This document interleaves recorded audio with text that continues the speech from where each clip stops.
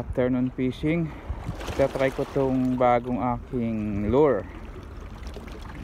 Hindi ko alam kung anong pangalan nito, basta hati-hati na siya, oh.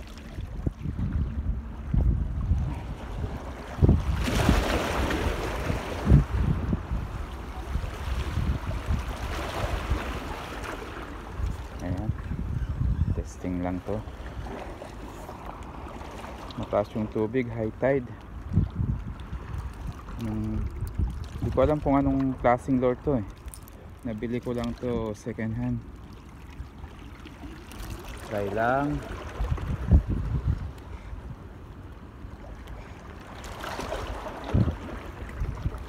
Kung may isda dyan, sigurado kakainin to. Alam niya nakahiwa na eh.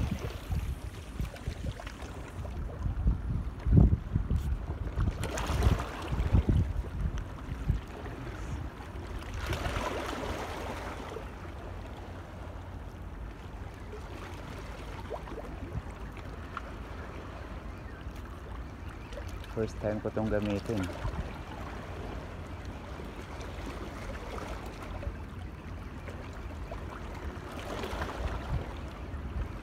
Original daw to, sabi nung aking pinagbibilihan from US. Ang lalim pala ng langoy. Kasi malalim yung langoy niya dahil nasa pinakadulo ko linagay yung aking. Subukan ulit. Ang ganda ng langoy.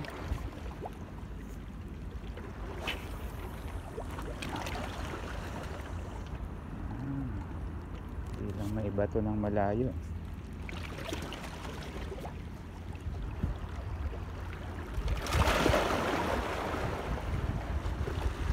Ano kaya ang klase ng isdang kakain ko?